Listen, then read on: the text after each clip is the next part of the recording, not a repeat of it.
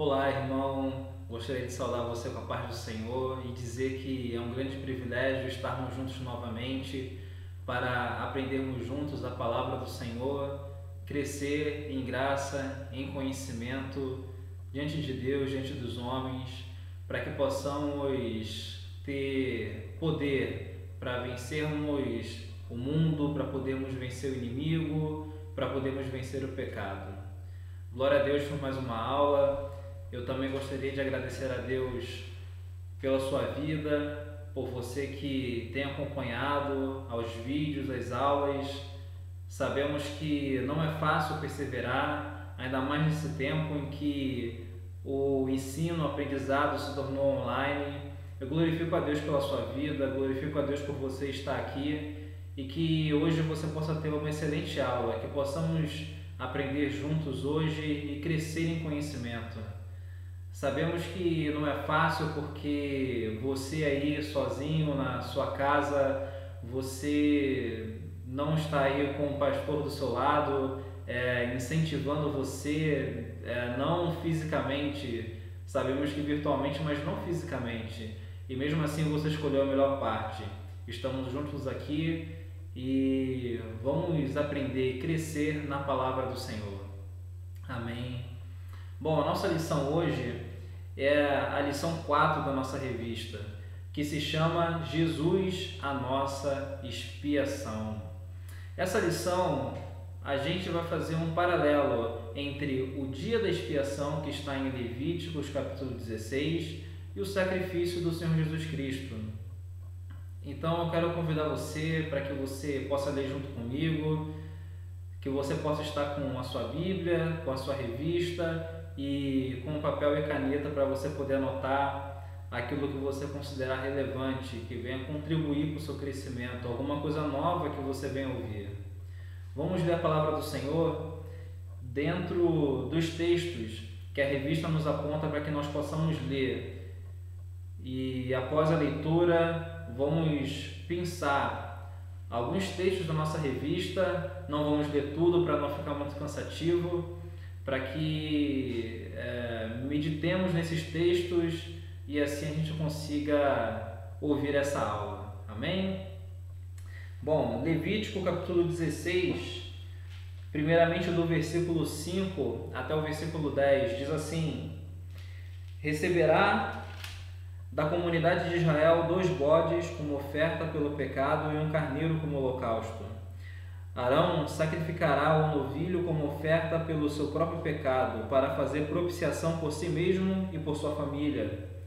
Depois pegará os 2 bodes e os apresentará ao Senhor, à entrada da tenda do encontro, e lançará sorte quanto aos 2 bodes, um para o Senhor e outro para Azazel, ou seja, o deserto, o lugar solitário. Arão trará o bode cuja sorte caiu para o Senhor e o sacrificará como oferta pelo pecado.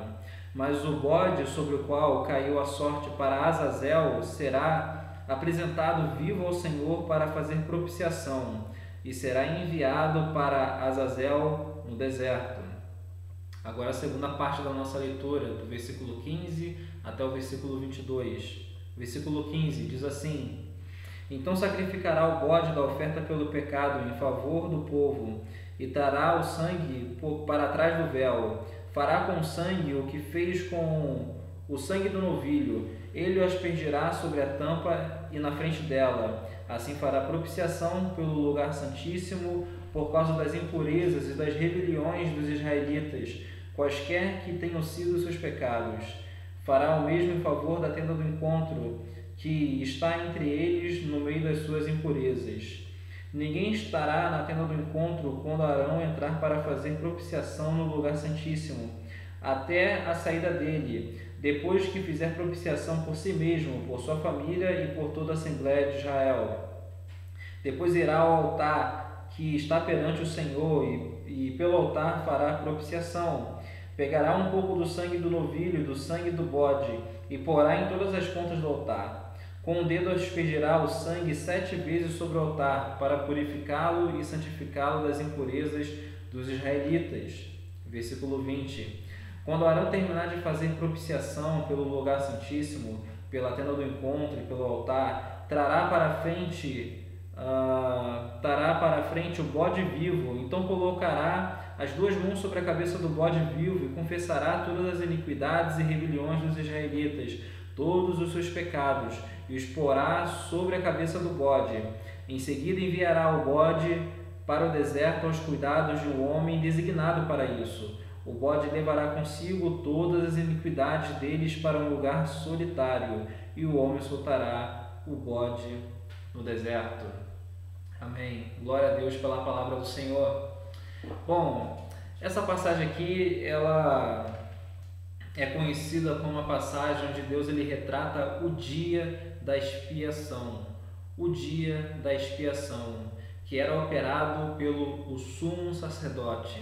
O sumo sacerdote era o mediador, era aquele que faria o serviço de propiciação pelo povo. Esse serviço ele acontecia uma vez por ano, através do sacerdote, onde o sacerdote ele primeiramente sacrificava pelos pecados dele, depois ele sacrificava pelos pecados do povo e também ele sacrificava para poder purificar as impurezas que haviam dentro do tabernáculo. Mas por que a purificação do tabernáculo? Porque o tabernáculo, apesar dele ser santo, ele estava no meio de um povo que não era santo. Apesar do tabernáculo ser santo, ele era usado, operado, vamos dizer assim, por um povo que não era santo, por um povo que era pecador. Então, uma vez por ano, esse tabernáculo também deveria ser purificado, para que os seus objetos, que eram santos, o altar, que era santo, os véus, os locais que eram santos, eles pudessem continuar santos por mais um ano. E aqui eu já gostaria de fazer o primeiro paralelo antes de nós abrirmos a nossa revista. Esse sacrifício ele tinha que acontecer todo ano, mas o sacrifício do Senhor Jesus Cristo ele aconteceu apenas uma única vez. Esse sacrifício ele tinha que acontecer do dia da expiação todo ano, porque era um sacrifício operado por um sumo sacerdote que era pecador. Na verdade, ele era tão pecador como qualquer outro israelita. Esse sacrifício ele tinha que acontecer uma vez por ano, porque ele era operado através do sangue de bodes, cordeiros e novilhos, que eram sangues imperfeitos, eram sangues de animais. Por mais que esses animais recebessem a culpa do povo, eram sacrifícios imperfeitos, era a sombra de um sacrifício muito maior que estava por vir. Mas o sacrifício do nosso Senhor Jesus Cristo, ele aconteceu há 2000 anos atrás, aconteceu apenas uma única vez. E não foi num tabernáculo construído por mãos humanas, mas foi dentro de um tabernáculo celestial. Ele foi um sacrifício operado definitivamente diante de Deus. E ele não era o Senhor Jesus Cristo imperfeito como os sumos sacerdotes, como Arão, como o filho de Arão, a descendência de Arão. Jesus Cristo, ele era de fato perfeito. Ele de fato tinha capacidade para poder trazer a purificação para o povo. Bom, nessa hora eu quero convidar você a ler comigo alguns trechos da revista. Capítulo 4 está aqui na página 16 e eu separei aqui alguns trechos. O primeiro trecho aqui ele é a introdução. Bom, tem aqui uma frase que eu grifei na primeira coluna, aqui na página 16, que diz assim: cada mandamento cumprido por Jesus tem a ver com a sua obediência ativa. Já o seu sofrimento vicário está relacionado à sua obediência passiva, ao castigo que ele recebeu, a fim de que passássemos a desfrutar de paz. Isaías 53, versículo 5. Bom, aqui o autor da revista ele se destina a destacar o sacrifício do Senhor Jesus Cristo de dois aspectos, como uma obediência ativa, como uma obediência passiva. E ele diz que a obediência ativa era quando o Senhor Jesus Cristo obedecia a cada um dos mandamentos de Deus, quando o Senhor Jesus Cristo ensinava ao povo, pregava o Evangelho, se colocava em santidade. Sabemos que o Senhor Jesus Cristo não pecou em nenhum momento, ou seja, essa era a sua obediência ativa. Mas também aqui o autor da revista, ele coloca na introdução sobre a obediência passiva do Senhor Jesus Cristo. E que obediência passiva seria essa? Seria quando o Senhor Jesus Cristo se permite ser sacrificado na cruz do Calvário em favor do povo de Deus, espalhado sobre a terra. E essa expiação, todo esse paralelo que nós iremos fazer é baseado na obediência passiva do Senhor Jesus Cristo, que obviamente está relacionada com a obediência ativa, porque a obediência ativa permitiu que o Senhor Jesus Cristo chegasse com todos os requisitos necessários, ou seja, sem pecado algum, para poder ser imolado como um Cordeiro de Deus na cruz do Calvário. Mas a ênfase está na obediência passiva, onde o próprio Pai sacrifica o seu Filho, como nós vimos na nossa lição do capítulo 2, lá em Gênesis capítulo 22. Então, nós vamos estar enfatizando o fato de que Deus ele sacrificou o seu Filho, e o seu Filho permitiu ser sacrificado, assim como esses dois bodes. E eu quero que você possa imaginar a figura desses dois bodes. Eu vou resumir para você a história. Meu desejo para você é que você leia o capítulo 16 do livro de Levítico quantas vezes forem necessárias para que você possa entender essa história. É uma história até mesmo famosa da Bíblia, só que é uma história que eu creio que muita gente ainda não entende. O que diz essa história? Uma vez por ano, Arão ele apresentava, ou o sumo sacerdote descendente de Arão apresentava um sacrifício diante de Deus pelos pecados de todo o povo, os pecados cometidos durante aquele ano que se passou. Cada israelita ele tinha a obrigação de sacrificar a Deus devido aos seus pecados ao longo do ano. Porém, se esse sacrifício por intermédio do sumo sacerdote não fosse feito, os sacrifícios que o povo executou não valeriam de nada. Era necessário que esse sacrifício também fosse feito diante do Senhor, para que houvesse a propiciação do povo e também para que houvesse a expiação do povo. Um pouco mais à frente nós iremos comentar sobre o significado e a diferença entre esses dois termos, propiciação e expiação. Pois bem, Arão ele deveria separar para ele um cordeiro e também deveria separar um outro animal, que agora eu vou pegar a cola aqui na própria Bíblia, que era o novilho, ou seja, um cordeiro para o holocausto e um novilho para poder ser imolado. Pois bem, quando ele começava a cerimônia, esse ritual do dia da expiação, ele deveria sacrificar um novilho não pelo povo, mas primeiramente pelos pecados dele, porque Arão, ou o sumo sacerdote descendente de Arão, diferentemente de Jesus, ele necessitava que um sacrifício fosse feito por ele, para que ele pudesse ter seus pecados perdoados diante de Deus, porque no início dessa cerimônia, Arão, ou o sumo sacerdote, ele era um pecador como qualquer outro israelita. Portanto, ele tinha que se purificar primeiramente, sacrificando um novilho para que ele pudesse começar o ritual de purificação do povo. Bom, após esse sacrifício do novilho, ele deveria separar 2 bodes e lançar sorte sobre esses bodes, o que nada mais é do que fazer um sorteio.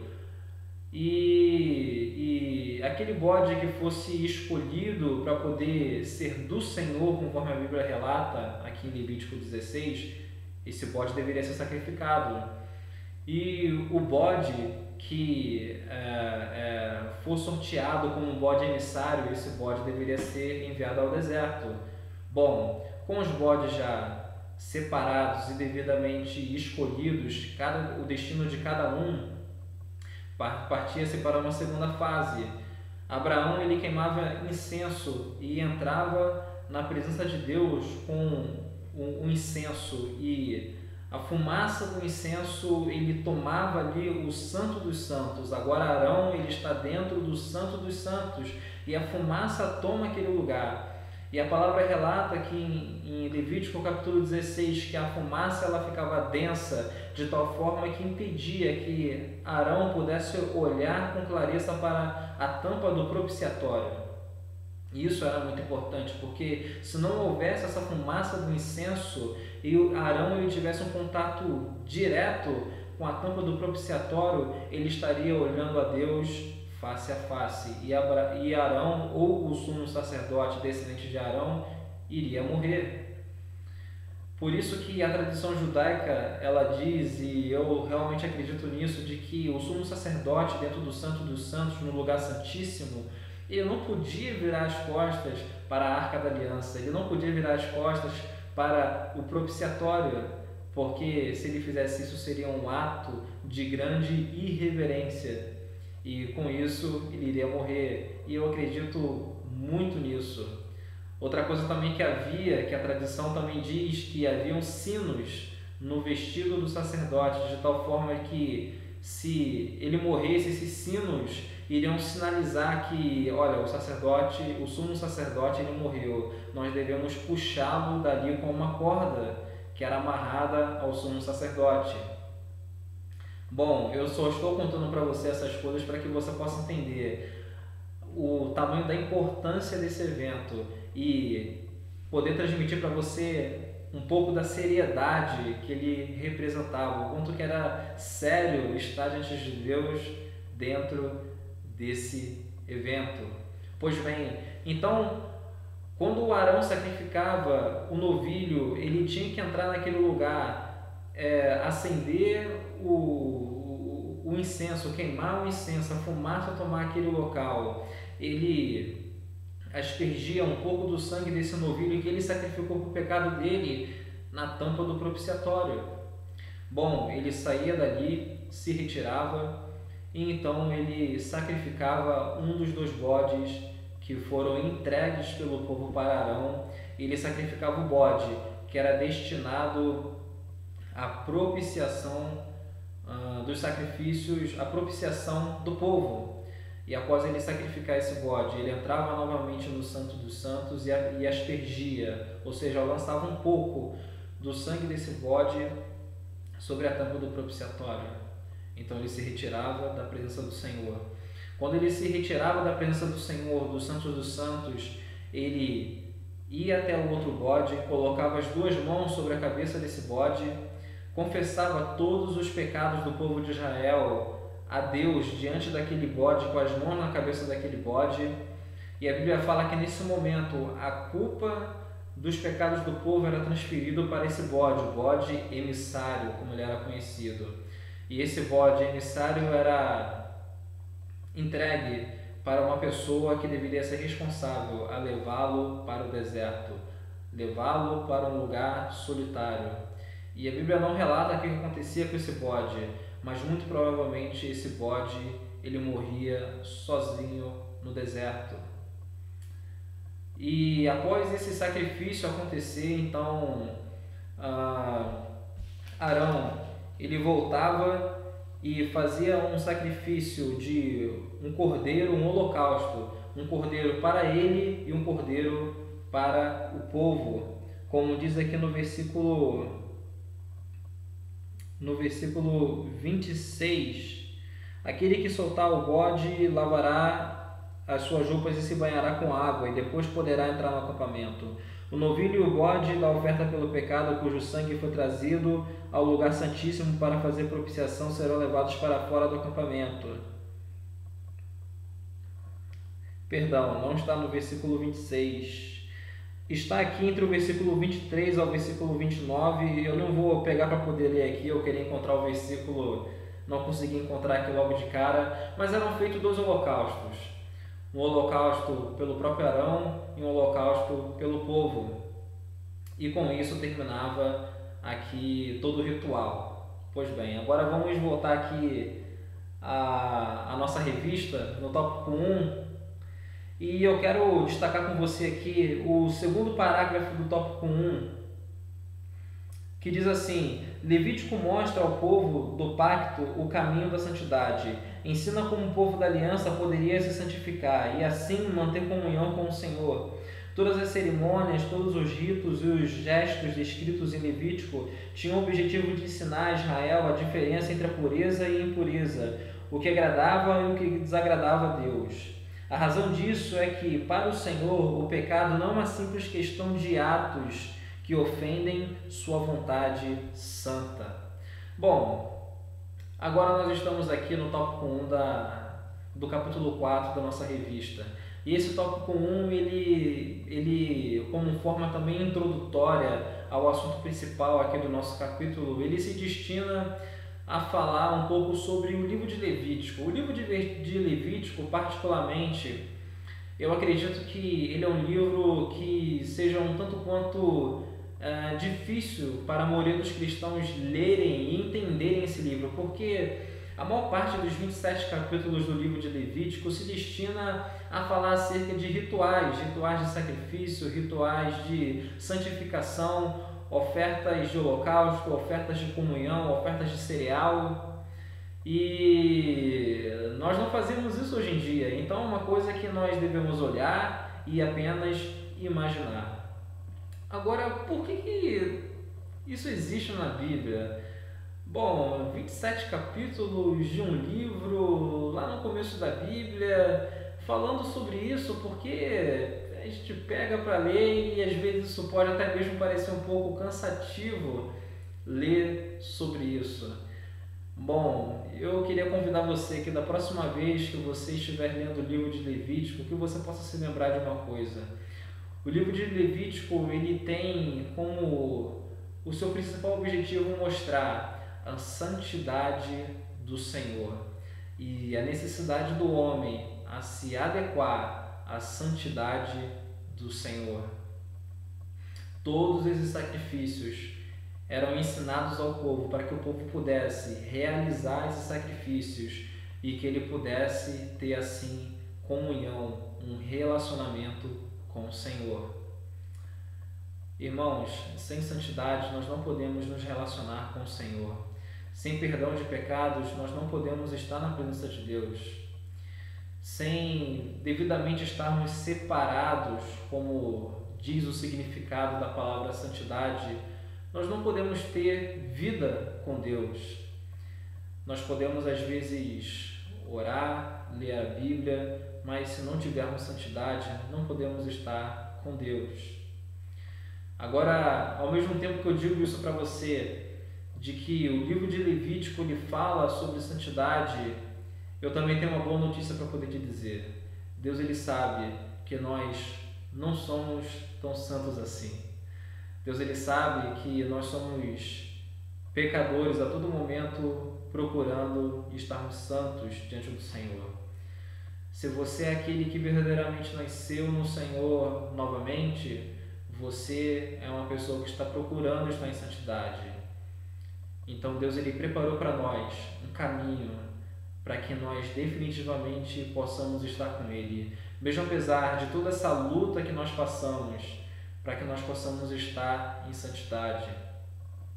Eu quero relembrar para você aqui uma frase daqui da revista. A última frase aqui da página 16 diz assim: a razão disso é que, para o Senhor, o pecado não é uma simples questão de atos que ofendem sua vontade santa. Irmãos, existe aqui um grande paradoxo, uma grande contradição, porque ao mesmo tempo que a Bíblia ela mostra que o pecado é algo que ofende profundamente a Deus, Deus ele escolheu não somente se relacionar, mas salvar a homens e mulheres pecadores. O pecado ele ofende profundamente a santidade de Deus. Todo pecado ele é uma rebelião.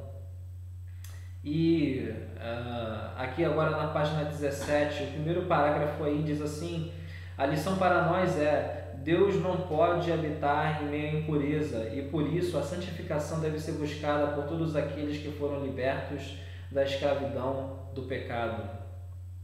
Nós devemos buscar isso. E a Bíblia ela mostra que o pecado ele é como se fosse uma doença que corrói. Para Deus é como se fosse uma praga que vem e às vezes tenta destruir tudo, e é algo que nos faz ficar seriamente manchados diante do Senhor. A Bíblia fala que o pecado ele é como se fosse uma mancha. É como se eu aqui vestindo essa blusa branca caísse sangue nessa blusa. Será que eu conseguiria tirar esse sangue? Olha, iria ser muito difícil, não é verdade? Ia ser muito difícil tirar esse sangue, principalmente se você estiver vestindo uma roupa onde fica evidenciado que aquele sangue caiu ali. A Bíblia mostra que o pecado ele age dessa forma, que o pecado é visto dessa forma aos olhos do Senhor. E como resolver esse problema? O pecado é algo definitivamente sério para Deus. E o livro de Levítico se destina a mostrar isso, a seriedade do pecado e o quanto que Deus ele é santo. Infelizmente, na igreja contemporânea, muito enfatizada a questão do amor de Deus, porém, o Deus que servimos é um Deus realmente santo, como os serafins declararam lá em Isaías capítulo 6, naquela famosa passagem que começa no ano da morte do rei Uzias, eu vi o Senhor sentado no alto sublime trono, e aqueles serafins eles declaravam que o Senhor era santo, santo, santo. Deus ele realmente é profundamente santo.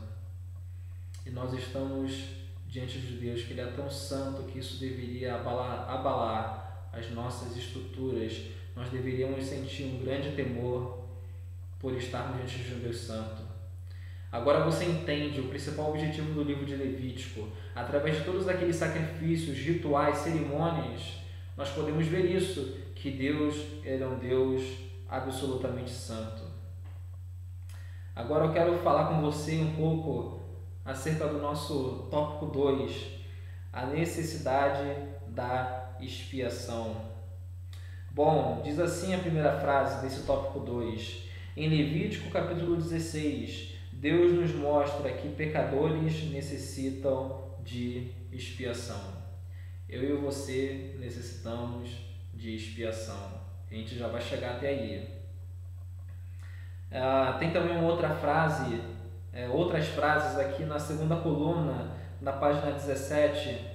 Vou depois convidar você aí a fazer um exercício santo e encontrar essas frases que eu estou lendo aqui, meio que soltas, pensadas, justamente com o objetivo de não cansar você na leitura e ler tudo que está na revista. Mas tem uma outra frase aqui na segunda coluna que diz assim: expiação é a forma como partes afastadas se reconciliam. Ou seja, aqui está sendo dada uma dica da definição de expiação. E existe aqui também uma outra frase na segunda coluna, na página 17, que fala assim: qualquer equívoco ou omissão significaria morte instantânea.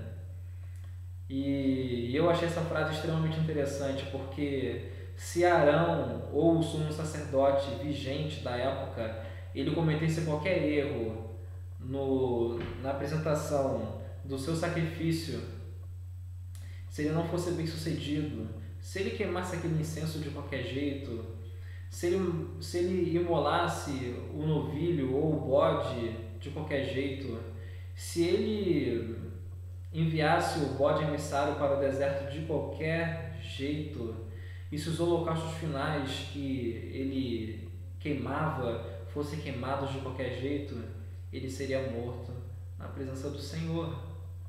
Arão precisava de expiação. O povo de Deus, o povo de Israel também precisava de expiação. A gente já está quase chegando lá. Página 18, tem uma frase que diz assim: Cristo não realizou apenas a propiciação dos pecados, ele também operou a expiação dos pecados do seu povo. Agora mais uma frase: propiciação e expiação caminham juntas. Uma pessoa que está com raiva ou ofendida é propiciada, isto é, apaziguada.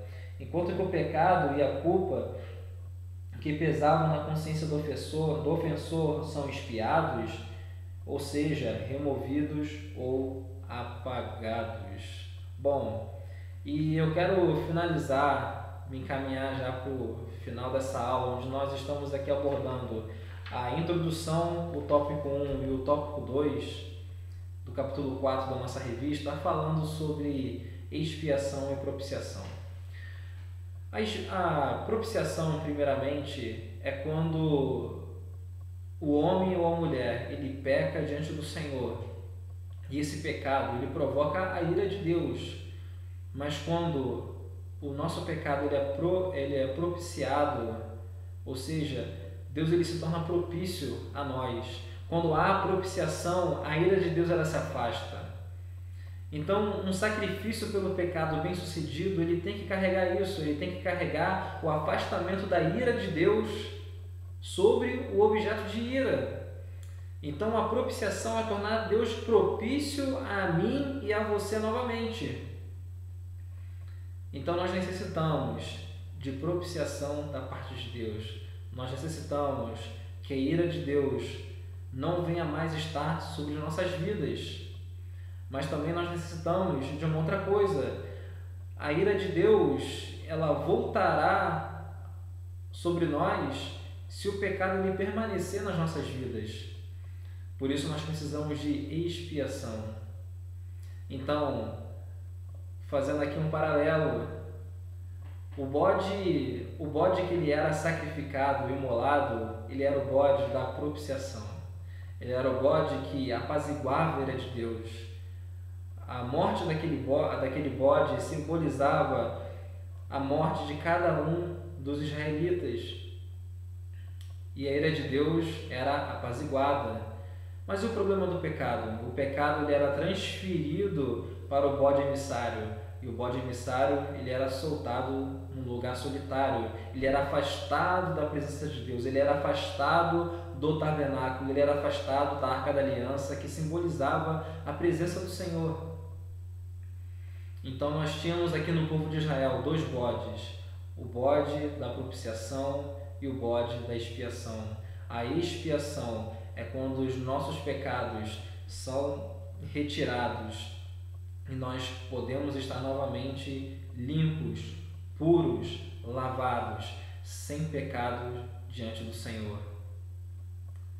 Então essa é a vontade de Deus para nossas vidas, que nós venhamos estar propiciados e que nós também venhamos experimentar a expiação. E o que isso tem a ver com o Senhor Jesus? Bom, você já deve desconfiar do que isso tem a ver com o nosso Senhor e Salvador Jesus Cristo. Ele não somente fez a propiciação, como também ele fez a expiação dos pecados sobre nossas vidas. Então eu quero mostrar isso para vocês. Jesus ele fez a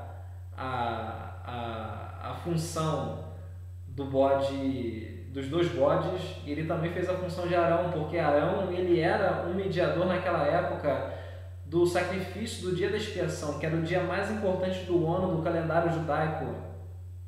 Arão era o mediador, ele era a única pessoa que trabalhava nesse dia, porque todos os outros israelitas estavam proibidos de trabalhar nesse dia, e todos os outros israelitas eles tinham que jejuar nesse dia.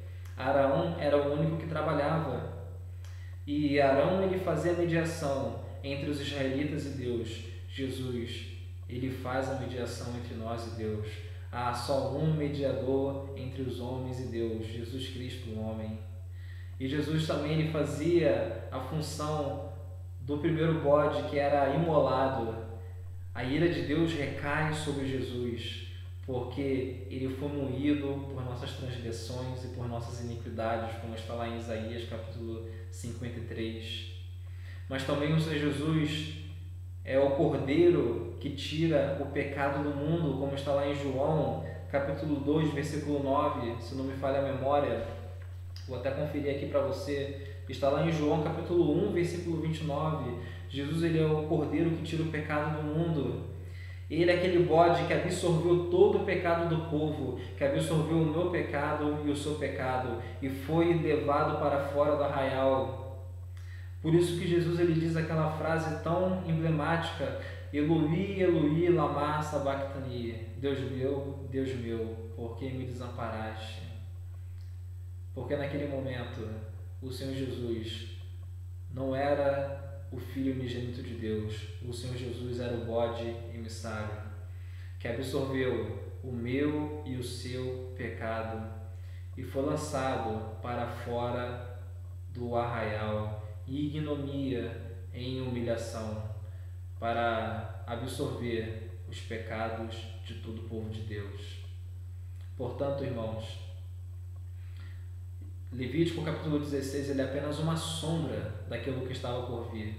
O sacrifício de Jesus, de fato, é o sacrifício que consegue trazer purificação pelos nossos pecados. Não se engane, cada pecado que eu e você cometemos ele é digno da pena de morte, porque o salário do pecado é a morte. Mas o Senhor Jesus ele absorveu tudo isso. Ele aplacou a ira de Deus, a grande ira que estava sobre nossas vidas, e ao mesmo tempo também ele pegou nossos pecados e levou para o mar do esquecimento.